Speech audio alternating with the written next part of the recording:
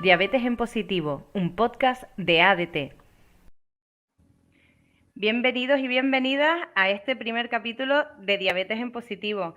Soy Raquel Medina y es un enorme placer saludarles desde la Asociación para la Diabetes de Tenerife. Estamos muy felices y hablo en nombre de todo el equipo con este nuevo proyecto. Esperamos que todos y cada uno de los capítulos de este podcast les sirva como recurso para saber más sobre la diabetes y, por supuesto, pues para ayudar a las personas con diabetes y a sus familiares. ¿Hace falta tener diabetes para escucharnos? No, no es necesario. Si estás aquí, si nos estás escuchando y no tienes diabetes, te puedes quedar con nosotros para saber más. Vamos a hablar de esta patología desde diferentes puntos de vista, así que tengas o no diabetes, eres bienvenido, bienvenida a este podcast, porque en cualquier caso te va a resultar muy útil, o al menos esa es nuestra intención. Vamos a comenzar, y la verdad es que hemos pensado largo y tendido qué tema tratar con este primer capítulo, y bueno, finalmente nos hemos decantado por precisamente hablar del principio, de los inicios, de cómo son esos primeros momentos con diabetes y de cómo esto ha cambiado en el tiempo. Vamos a tener diferentes perfiles y veremos pues cómo era empezar con la diabetes hace unos años y cómo es en un proceso mucho más cercano. Para ello contamos con una mesa de lujo que voy a presentar ya. Por un lado, Fran Darias, paciente con diabetes tipo 1 desde hace 27 años y además es parte de la familia de la ADT, que es el gerente de la asociación, así que bienvenido, Fran. Muchas gracias, Raquel. Carla González, paciente con diabetes tipo 1 desde hace 4 años. Bienvenida, Carla. Muchas gracias. Y para conocer esta experiencia desde otro punto de vista, pues también contamos con Cristo Báez. Ella no tiene diabetes, pero es la madre de Clara, que tiene diabetes tipo 1 desde hace 11 años. ¿Qué tal, Cristo? Bienvenida. Hola, buenas tardes y muchas gracias por invitarme. Bueno, antes que nada, darles las gracias a los tres por estar aquí con nosotros para estrenar este podcast y hablar un poco sobre el debut y los primeros momentos. Como es un podcast que no hace falta que tener diabetes para escucharlo, me gustaría puntualizar que seguramente hablaremos mucho sobre el debut. Para quien no lo sepa, el debut se denomina ese momento del diagnóstico de la diabetes. Igual en otro capítulo podemos hablar sobre algunas nomenclaturas de la diabetes, que algunas son bastante curiosas. Esta del debut, por ejemplo, es bastante curiosa. Vamos a empezar, si les parece. Vamos a hablar sobre ese debut, sobre ese momento de saber que teníamos diabetes tipo 1. Y comenzamos contigo, Frank, que si no me equivoco eres el más veterano. Debutaste, pues ¿en qué año? ¿Se hace 27 años? ¿Qué año fue el que debutaste? Pues me la diagnosticaron en mayo del 95, de 1995. Ha llovido un poquito ya. Un poquito, sí. ¿Qué edad tenías en ese momento? Pues tenía, vamos a ver, yo pasé mi 22º cumpleaños en el hospital, ingresado en el debut. Es decir, a mí me cogió la diabetes un poquito crecidito, ¿no? Porque normalmente casi todo el mundo antes diagnosticaba, los diagnósticos generales suelen ser más en edades tempranas, pero no quiere decir que a partir de los 20, los primeros años de la edad adulta, también suele ocurrir, ¿no? Así que me pilló incluso en la universidad, estaba yo por aquel entonces, no sé si era segundo o tercero de carrera, y bueno, pues inesperado, como no iba a ser menos, ¿no?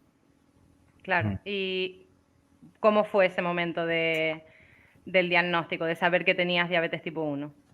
Bueno, fue sobre todo porque empecé a tener toda la sintomatología que luego la conocí, ¿no? Posteriormente, ya pues cuando me la explicaron, la típica poliuria, polidixia y polifagia, esas palabrotas que significan que orinabas mucho, que bebías mucha agua y que estabas comiendo todo el rato, y a pesar de todo, adelgacé en torno a 10 kilos en un mes.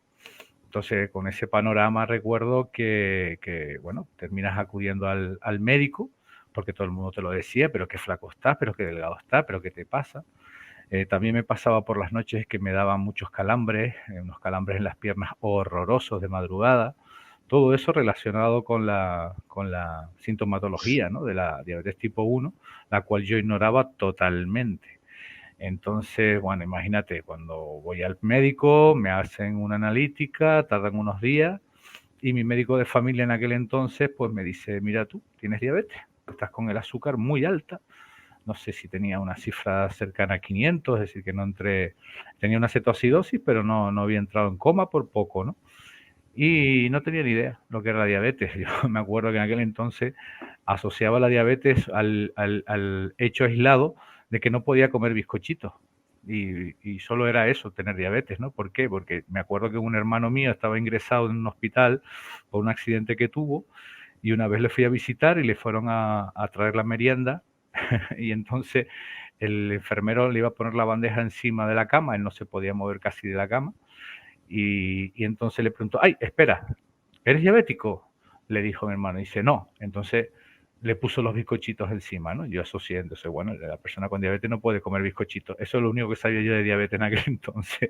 Bueno, yo creo que igualmente es un concepto que tiene todavía mucha gente en la cabeza Sí, y claro, tienen yo todavía esa idea, sí. era un auténtico ignorante, no sabía lo que era la diabetes para nada, ni la tipo 1 ni la tipo 2, ni si habían 2 tipos, si habían 3, no sabía absolutamente nada. En mi familia no había nadie con diabetes, por lo menos en las generaciones más cercanas y claro, pues bueno, a partir de ahí empieza un proceso de información autodidacta, porque también tengo que recordar que entre el momento en que me lo diagnostica mi médico de familia y el momento en que termino ingresado en el hospital, pasa aproximadamente una semana.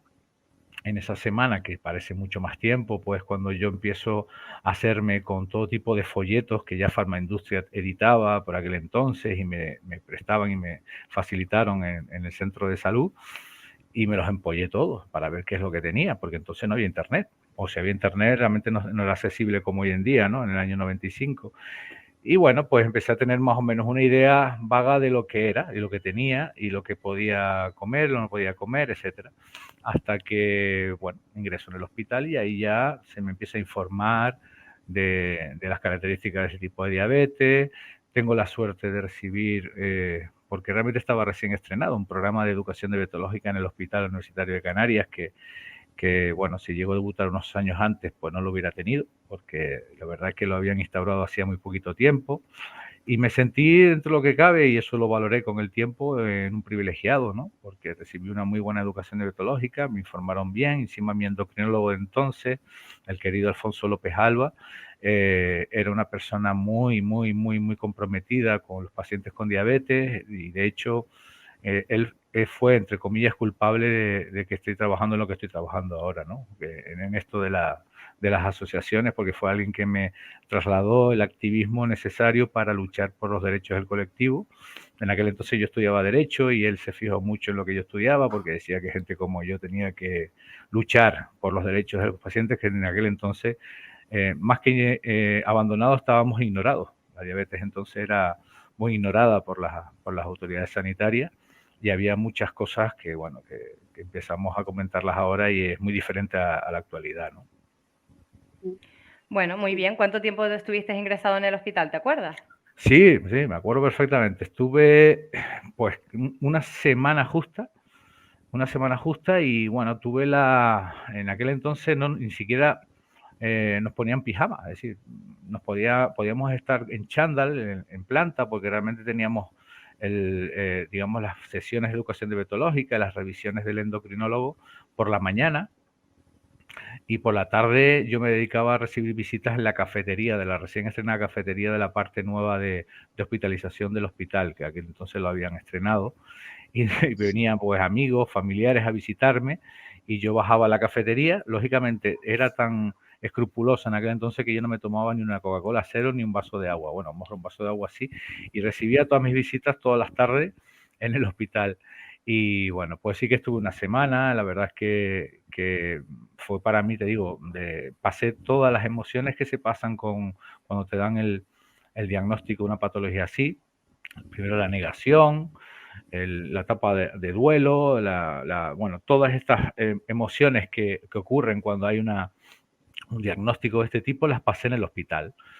Y las pasé rapidísimas. La verdad que fue desde el primer día que me dio hasta por llorar, porque recuerdo que encima coincidió de un programa de televisión canaria, de la televisión, de televisión española en Canarias, que hablaban de diabetes y salía una persona me acuerdo acompañado de un doctor muy famoso, el doctor Luis Morcillo, un endocrinólogo del hospital, pero el paciente que estaba acompañándolo no era precisamente un modelo a seguir, aunque era una persona muy vitalista y muy positiva, pero una persona que tenía complicaciones muy graves de la diabetes y él lo trataba como una cosa normal y que podía hacer su vida normal. Y claro, pues cuando un pibe de 20 años ve aunque era una persona, en aquel entonces quiero decir que mayor, igual tenía la edad que tengo yo ahora, pero en aquel entonces yo lo veía mayor y me acuerdo que, claro, que yo no asociaba esas complicaciones a la diabetes y me dio por llorar esa noche como un niño chico, porque pensé que ese iba a ser mi futuro más cercano, ¿no? Pero bueno, gracias al equipo que tenía de endocrinos y de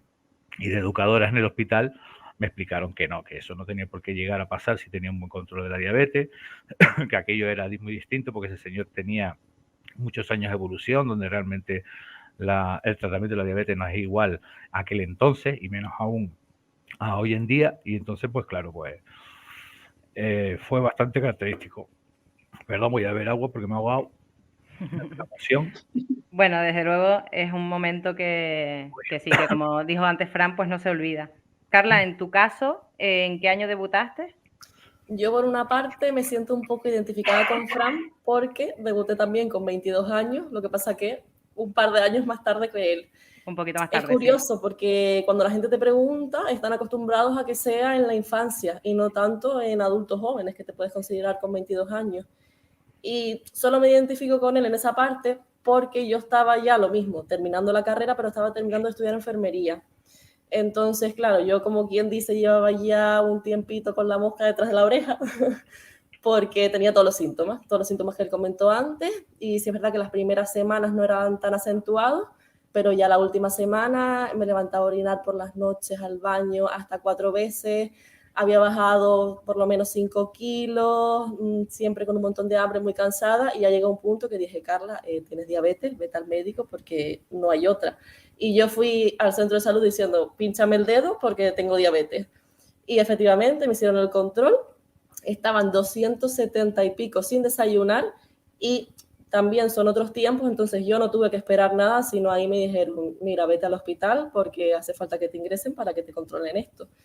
Estuve ingresada unos 4 días y yo tengo ahí un recuerdo un poco agridulce porque estaba también justo terminando la carrera, me estaba preparando el trabajo de fin de grado. Entonces para mí en ese momento fue como, vale, tienes diabetes, está bien dentro de lo que cabe, porque literalmente yo con los síntomas que tenía, digo, me estoy muriendo. Y fue por una parte un desahogo, pero como dije, se quedó en segundo plano, porque no era mi prioridad en ese momento. Entonces yo terminé de prepararme el TFG, estaba al límite que no me daban el alta para exponer el TFG, al final lo conseguí un poco bajo mi propia responsabilidad salir para poder exponerlo, después vino todo el tema de los papeles para empezar a trabajar, la orla, y ya cuando fui asentando un poco eso, salir a la vida laboral, por así decirlo, y ya empecé a trabajar, fue cuando dije, ostras, Carla, que tienes diabetes y esto es para siempre. Entonces ahí fue cuando empecé a pasar por las fases. De buenas a primeras, cuando me lo diagnosticaron, fue un alivio de decir, es diabetes y no es otra cosa, y lo acepté bastante bien. Y en el post, cuando yo ya me asenté en el resto, fue cuando empezó un poco esa fase de negación, porque a mí y todo eso. Entonces es como agridulce, porque es un momento feliz que estás terminando la carrera, pero por otra parte se me juntó con el debut de la diabetes. Y sí es verdad que yo partía con un poco de ventaja, por decirlo así, porque tenía algo de conocimiento. O sea, sí es verdad que nosotros las enfermeras lo que adquirimos en la carrera, adquirimos una base para saber llevar a un paciente con diabetes, pero no como para llevarla tú. Y eso yo me di cuenta también en el momento del debut. Entonces lo mismo, a partir de ahí empezó pues un recorrido de informarse con las educadoras. En ese entonces sí teníamos obviamente más acceso a internet porque fue en 2018. Y bueno, hasta el día de hoy que te tienes que seguir formando en todo esto. Claro, al final ahí también es verdad que lo que decías, al haber estudiado enfermería, aunque no tengas tanta información, sí que tienes un poco de información que te hacía estar pues un poco más tranquila de sabiendo, bueno, que eso existía que no partes del desconocimiento cero, ¿no? Que como contaba antes Frank, que creía que la diabetes era que no se podía comer bizcochitos y ya está. Exactamente, Entonces, bueno. Yo también tuve una profesora muy buena en la carrera, entonces ella siempre nos recalcaba bastante de una persona con diabetes puede comer de todo dentro de un control, puede hacer de todo, entonces por esa parte tampoco fue un shock tan grande, por decirlo así, o sea, sí es verdad que es algo que en ese momento tú no quieres que pase y no entiendes por qué te pasa a ti, o sea, lo que te decíamos, todos los procesos por los que pasa, todas las fases. Pero bueno, fue después, ya lo que dije antes, después de que acabé todo el proceso laboral, fue como, vale, pues ahora céntrate en esto, vas a tener esto, sabes lo que es, sabes lo que tienes que hacer y lo que no tienes que hacer para al final tener una buena calidad de vida, que es lo más importante en estos momentos, en este caso. Claro, bueno, al final siempre hay un nexo de conexión, que seas enfermera o no, pues tienes que poner los pies sobre la tierra y decir, bueno, pues esta es el panorama que tengo ahora y que voy a tener y hay que afrontarlo al final, ¿no? Exactamente, así es. Bueno, Cristo, bueno, como hemos dicho, tú no tienes diabetes, pero tu hija Clara debutó siendo muy pequeñita, ¿no? ¿Con qué edad? Con 3 años, en el 2011. Además fue justo antes de la escolarización en primero de infantil. Nos cogió en verano de vacaciones. Me pasó lo mismo que a Fran, no sabía lo que era la diabetes tipo 1 y cuando la ingresa, o sea, debutó con unos niveles altísimos. Y una de las anécdotas, cuando estaba ingresada, que estaba yo con ella y el padre todo el día para aprender a gestionar el control de la diabetes, pues nada, llega a media mañana la enfermera y nos trae una manzana y yo le doy la manzana a la niña que tenía hambre y cuando llega otra enfermera y me dice, pero ¿cómo le das la manzana sin haberle hecho el control de glucemia, ponerle la insulina? Y yo, pero la manzana también cuenta, en plan, yo, o sea, una ignorancia absoluta. Al principio Clara era muy pequeña, entonces quien asumió todo fuimos el padre y yo. La vida cambió muchísimo, tuve que pedir reducción de jornada, hablar con el centro escolar, aprender todo lo de la diabetes. Nos parecía poco lo que nos enseñaba el endocrino en ese entonces y nos movíamos también por nuestra cuenta, un mogollón de apoyo de la asociación, por supuesto. Eso fue un pilar fundamental para nosotros y para salir adelante, animarnos y todo el tema. Y nada, ya hoy en día las cosas veo que han cambiado muchísimo, incluso desde cuando debutó Clara hasta ahora. Pienso yo, ¿verdad, Fran? Si hubiésemos tenido los sensores cuando Clara tenía 3 años o tú, Carla, no sé si sabes el tema de los controles y tal. Y luego ficción era eso, entonces. Todavía era ciencia ficción, aunque realmente ya habían exactamente, de que podía pasar. Yo con Clara he notado muchísimo la evolución en cuanto al control, a los medios técnicos, los sensores, las bombas de insulina, incluso las propias insulinas, cómo ha mejorado todo muchísimo. Y luego esas fases de duelo de las que habla Fran y un poquito y Carla, yo las he percibido en mi hija ya con la adolescencia, o sea, ella desde los 3 años hasta los 12 más o menos, ella no ha tenido ninguna negación ni nada, lo ha normalizado muchísimo el control y sí que ahora esa fase de duelo le vino y ya la ha superado, pero en la toma de conciencia cuando debutas tan pequeñita con 3 años, la tienes realmente en la adolescencia. En ese momento ella era muy pequeña y se dejaba llevar, se dejaba controlar, aprendía todo lo que podía, pero sí que es verdad que noto esa diferencia. Claro, ahí también se junta con que la adolescencia pues es la etapa que tiene sus complicaciones. Exacto. Y aparte que también es cuando empieza a ser más independiente al final. Entonces es cuando ella misma tiene que asumir ese papel, ese rol de manejar su propia diabetes, ¿no? Claro, y hacerse las preguntas de por qué a mí, por qué yo, pero bueno, lo normal, pero que son fases que pasan y que al final se ha normalizado todo muchísimo. Yo siempre digo que Clara es clara con diabetes, no la diabetes con clara. Eso es muy ¿Me importante, explico? claro. Sí, Exactamente. Y perfectamente. entonces ella hoy en día hace su vida totalmente normal y con sus controles, con su tal, y ya no tenemos el estrés de entrada, se normaliza todo. El debut es estresante, es verdad, cambia tu vida, pero después, cuando ya empiezas a gestionar el control de la diabetes y en tu día a día, ya nosotros en casa hay días en los que nos olvidamos de que existe la diabetes, es parte de nosotros, es como cuando te tienes que cepillar los dientes, pues ya no lo piensas, te lo cepillas y ya está. Y eso pienso que es muy importante porque te hace tener una vida con Claro. calidad y vivir con una normalidad como si, no sé, tienes la diabetes, es obvio, la tienes que controlar bien, tienes todo, pero se puede vivir perfectamente con diabetes y hacer una vida normal y Y ser ser igual feliz. de feliz, exacto, ser igual de feliz que cualquier otra persona. Exactamente, sí. Con la experiencia que tienen ahora, y esta pregunta es general para los tres, ¿qué dirías que os faltó en aquel momento del debut? ¿Qué Yo creo que faltó al momento?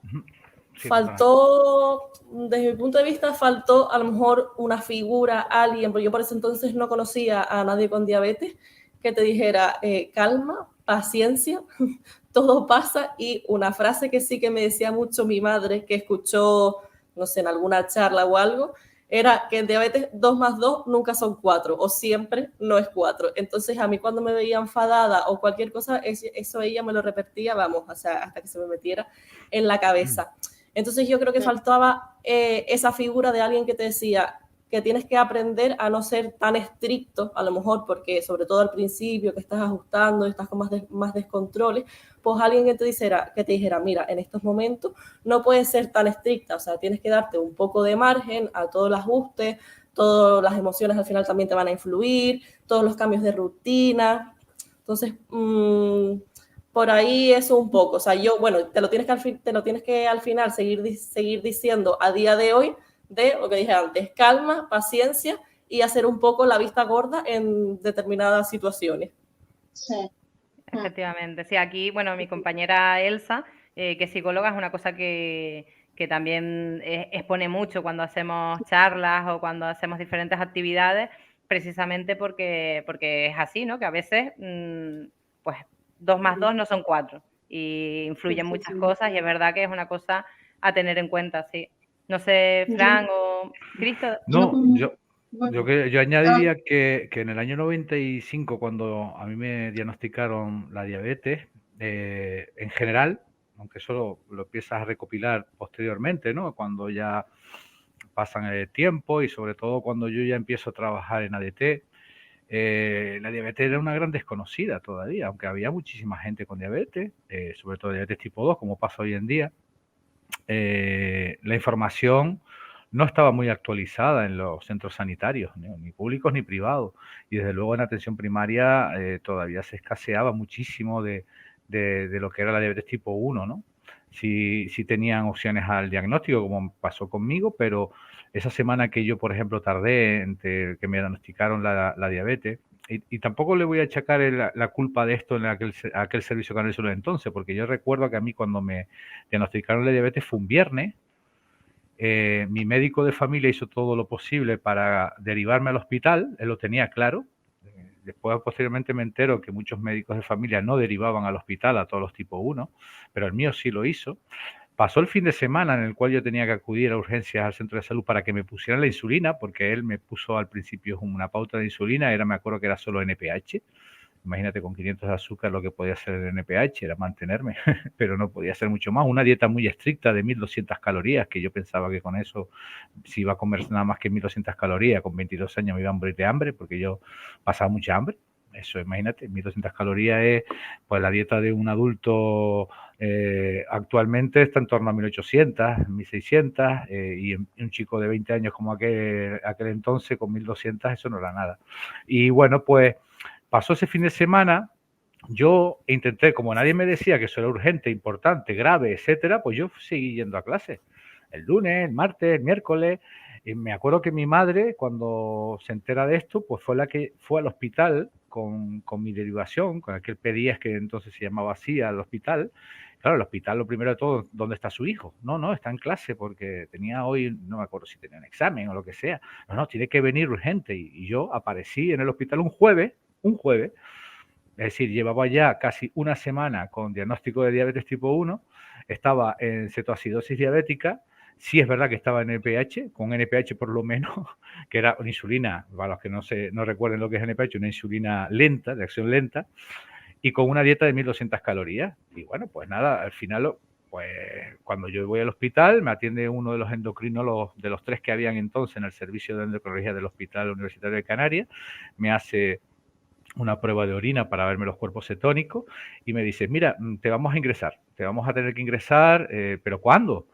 Digo, mira, por lo antes posible te llamaremos. Mira, por favor, no me ingreses hoy ni mañana porque mi cumpleaños es el sábado que voy a hacer una chuletada con mis amigos.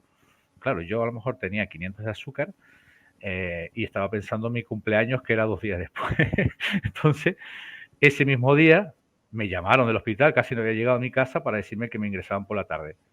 Y cuando me dicen eso, hasta me cabré, me indigné con este endocrino, pero si le dije que me llamara el lunes.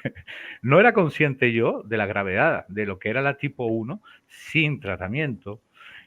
Por lo tanto, lo que eché en falta en aquel momento es que desde atención primaria, en aquel momento, me dijeran qué es lo que tenía. Porque yo me encontraba bien, me encontraba perfecto. Yo lo único era estas síntomas que hablé al principio, esas ganas de orinar frecuentes, esas ganas de comer insistentemente, incluso cosas que bueno, yo nunca he sido o nunca he pecado de ser goloso, me refiero goloso muy dado al tema de azúcar, y aquel entonces era todo lo que había de azúcar, me lo quería zampar y a pesar de todo adelgacé muchísimo, ¿no? Y bueno, pues la información del inicio fue lo que más eché en falta hasta que ingresé y ya pues el endocrinólogo como que nombré antes y una educadora que era la única que entonces daba educación diabetológica de un programa recién instaurado en el hospital de abordaje en el debut, que eso no estaba, por ejemplo, el año anterior, pues afortunadamente ahí ya empecé a ponerle respuestas a todas mis preguntas, ¿no? Bueno, afortunadamente las cosas han cambiado un poco, sí, muchísimo. Así que eso es muy importante. Cristo. Yo al principio noté que la atención de Clara en el UC era demasiado espaciada en el tiempo. Las consultas eran, yo me acuerdo al principio quejarme de que las consultas eran cada 4 o 5 meses y yo estaba como en un vacío y tuve que empezar también yo preguntaba muchísimo con el apoyo de la asociación, empecé a ir a otro endocrino privado porque yo quería informarme y me parecían las citas muy espaciadas. Ahora mismo no es esa la situación que vivo. Además, noto muchísimo el apoyo de las enfermeras, pienso que en eso también ha habido muchísima más evolución, pero al principio sí que nos sentíamos un poco solos en un universo, porque eso era como un universo que desconocíamos completamente, que todo al principio nos parecía un mundo, que todo nos parecía muy cuadriculado. Al principio Clara empezó con insulinas lentas y rápidas, los horarios de ponerse la insulina, de las comidas, las raciones, la pesa para todos lados, esa era la realidad al principio. Y era como todo un mundo.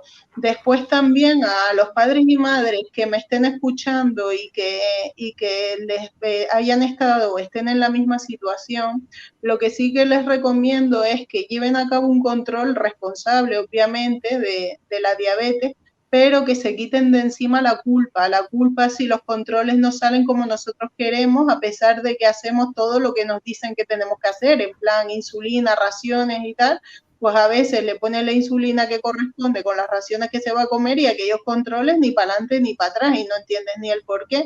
Entonces tendemos a cargarnos con la culpa, como si nosotros fuésemos los responsables de que esa gestión no esté en las ratios que deberían de estar. Entonces, eso es lo que yo recomiendo. Nosotros lo hacemos lo mejor que podemos, de la forma más responsable, pero quitarnos la culpa, porque la diabetes 2 y 2 no son 4, como está diciendo Carla. Muchas veces vemos los controles y decimos qué bien, y otras veces decimos, hola, ¿y esto qué tal? ¿De dónde salieron estas cifras hoy? ¿Verdad?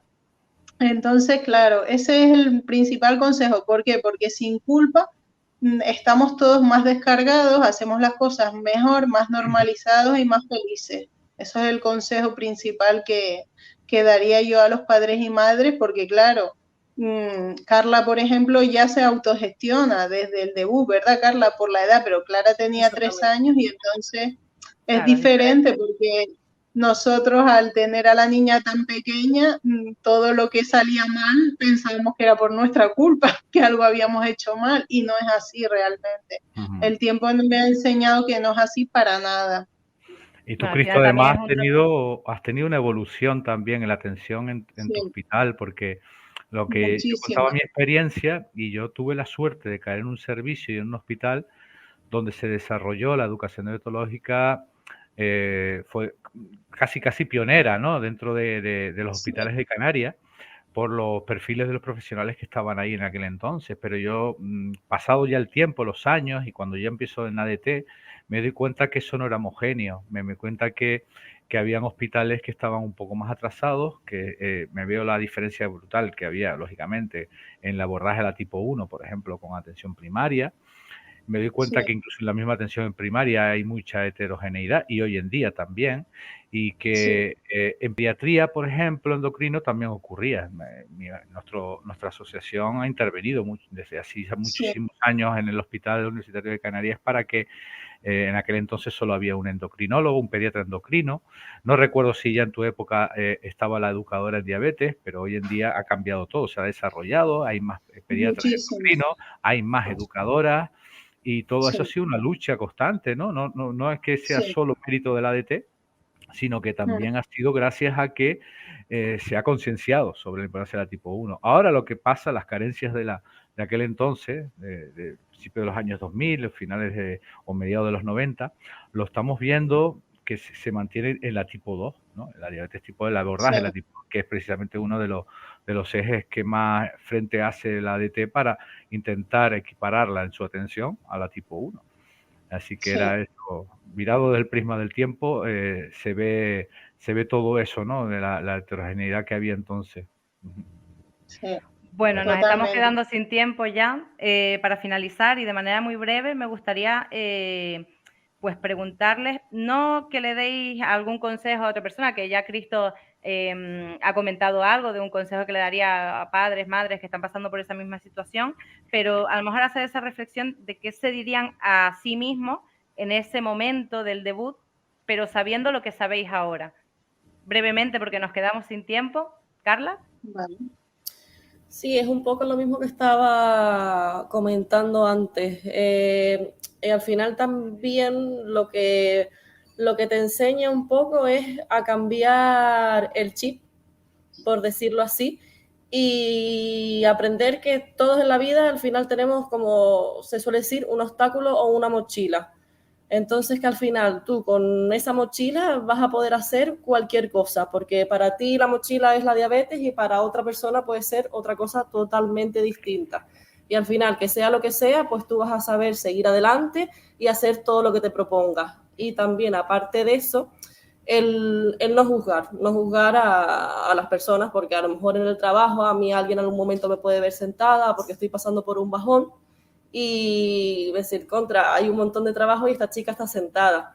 Entonces es eso, aprender a saber llevar, hacer todo lo que te propongas y a no juzgar al resto de personas. Pero vamos, eso es algo que hay que decir en el momento del debut y hay que seguir diciéndolo por el resto de la vida. Sí, efectivamente. Fran. Bueno, pues la pregunta es sobre todo consejos para personas que debutan ahora No, más bien o- una pequeña reflexión sobre qué te dirías a ti mismo en ya. ese momento del debut, pero sabiéndolo todo lo que sabes ahora, pues Claro, son dos situaciones diferentes, ¿no? Porque claro, en el año 95, antes hablábamos de lo que evolucionó la tecnología en diabetes. Yo en el año 95, pues bueno, yo ya escuchaba a mi endocrino de que habían fases experimentales de páncreas artificiales del año 95, ¿no? Y de curación de la diabetes. Venimos escuchando lo de la curación de la diabetes del año 95. Bueno, y mucho antes creo que también, pero yo por lo menos desde ese año, ¿no? Yo, sobre todo, hombre, ¿quién me iba a decir a mí que la diabetes iba a ser mi oficio, ¿no? Porque realmente en aquel entonces todavía era un estudiante y terminé donde estoy ahora, que es en la ADT, y la verdad muy contento de ayudar a otras personas. La verdad es que da vértigo mirar para atrás, a pesar de que ha costado muchísimas cosas evolucionar en cuanto a la atención que recibimos de nuestros profesionales, en cuanto a disponer de las últimas tecnologías, de los últimos tratamientos, de ver cómo se ha actualizado y ha evolucionado la educación diabetológica.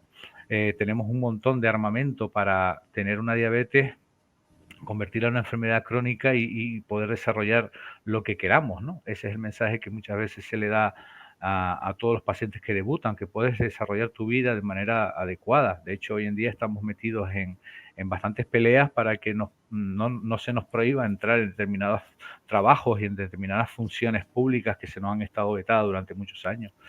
Entonces, pues un consejo que yo sí daría a todas las personas que empiezan con esto es que información, informarse, ¿no? Y que si hay alguna barrera que les preocupe o que les impida desarrollarse bien como personas o bien desarrollar cualquier faceta de su vida, que busquen ayuda. Y una de las mejores ayudas que ahora mismo están disponibles, que no lo estaban en la época que yo estaba, las asociaciones de pacientes, donde hay profesionales que te pueden echar una mano, donde te pueden ayudar, donde te comprenden sobre todo, y eso hay que ponerlo en valor. Hay que ponerlo en valor porque, por ejemplo, en el caso de ADT y de otras asociaciones también ha costado muchos esfuerzos voluntaristas de muchas personas voluntarias también, y están ahí para ayudar, ¿no? El resto, informarse, y sobre todo una frase que decía pues el endocrinólogo que me llevaba a mí al principio, Alfonso López Alba, que me decía: tú ten en cuenta que la diabetes te va a tratar de la misma manera que tú la tratas a ella. Si la tratas bien, te tratará bien. Si la tratas mal, a la larga te va a tratar mal. Eso es algo que se me quedó grabado desde el principio y es algo que debemos tenerlo presente para tener el respeto a esta patología, ¿no? Bueno, muy bien. Bueno, sí.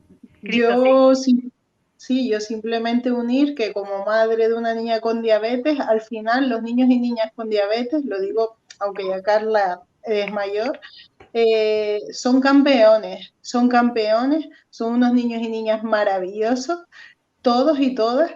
Se puede vivir perfectamente. Yo veo a mi hija y me siento orgullosa, al igual que se sentirá el resto de padres y madres, y al final amas a Clara y amas hasta su diabetes. Se puede vivir perfectamente y amándola, aunque parezca una bobería lo que estoy diciendo, pero no lo es un sentimiento, es parte de ella. Y por lo tanto, al final acabas amándola y acabas siendo feliz porque la gestionas como quien gestiona cualquier otra cosa que normaliza. Y ese es mi sentimiento. pues qué Yo amo a bonito. Clara y amo a su diabetes porque es parte de ella y va a estar siempre ahí. Pues muy bonito, me parece un mensaje muy bonito, además una reflexión estupenda para finalizar.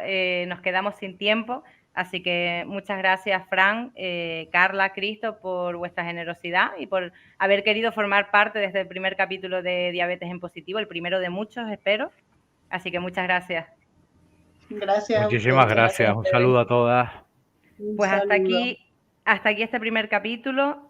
Muchas gracias por escucharnos. Recuerden que el primer viernes de cada mes publicaremos un nuevo capítulo y podrán encontrarlo en iVoox, Spotify y nuestro canal de YouTube.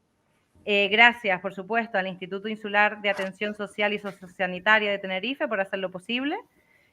Seguimos aportando valor desde la ADT. Muchas gracias y hasta pronto.